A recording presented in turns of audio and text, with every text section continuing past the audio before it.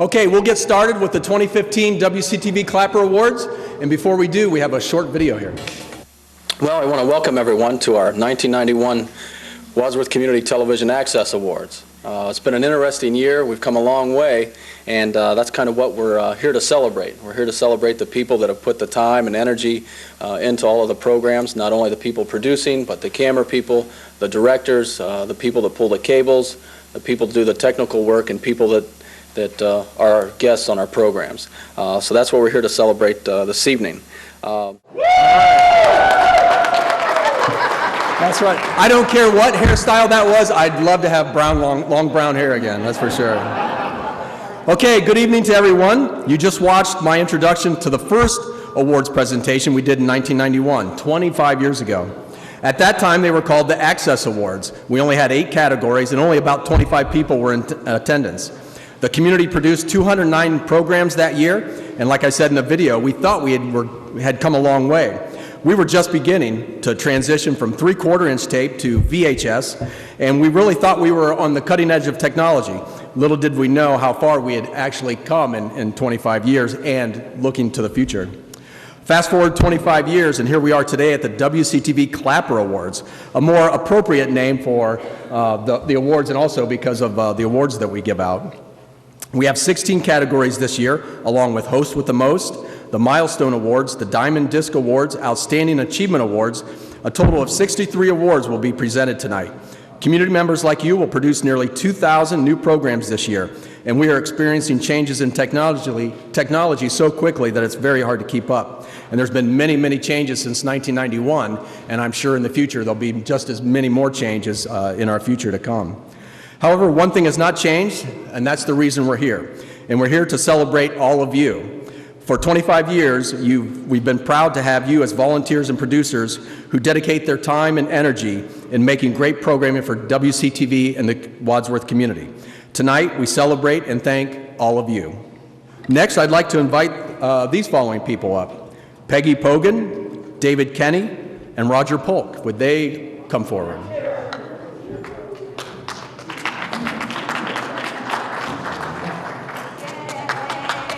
And your lights are on, so you can go turn them off. No. It's just Yay, we made it! We made it! what we did, Peggy. I can't jump. I don't have a belt on. Thank you, Roger. These 3 producers are receiving Milestone Awards for their series program productions. First, we have Peggy Pogan, who produced her 100th episode of Believing in the Beyond, October 15th of this year.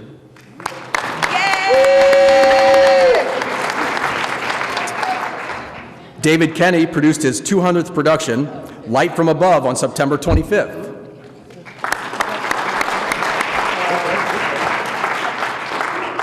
David this year also produced 11 programs called Studio Strings that highlights youth and their musical talents. Last, we have Roger Polk, who's catching up to the Polka Time guys. He produced his 900th program, The Ultimate Game, on May 7th.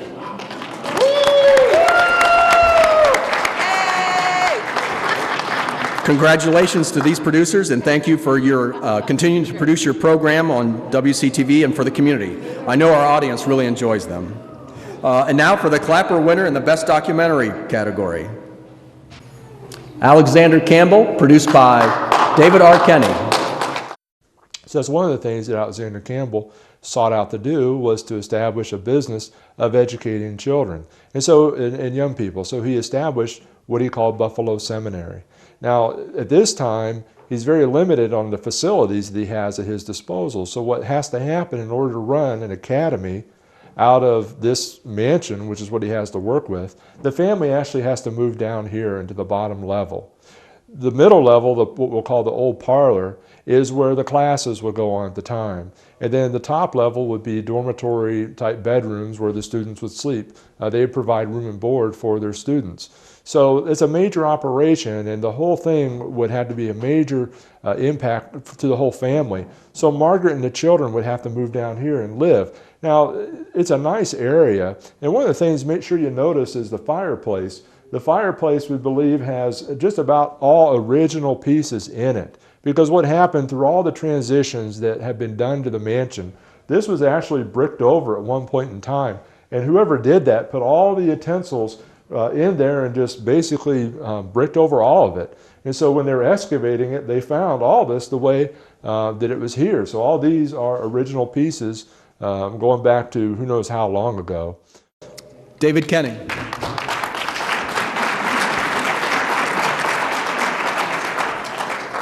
Yeah, this is a huge project for me, particularly.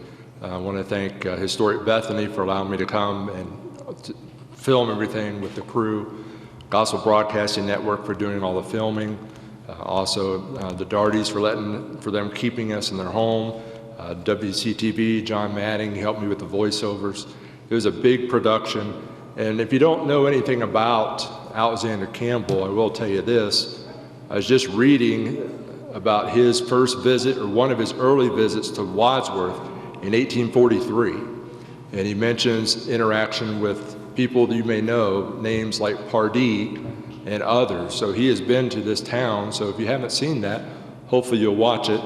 And I want to thank the church and obviously those who support the program. Thank you very much. Congratulations. Our next category is the Best Performing Arts, and the honorable mention goes to Studio Strings Number 8, the Stowe Youth Orchestra, produced by Deborah and James Kenney. There's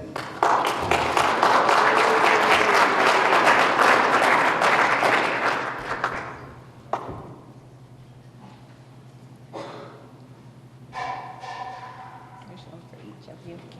Thank you. You're welcome. Do you want to pose for a picture there? Okay. Oh, let me get out of the way.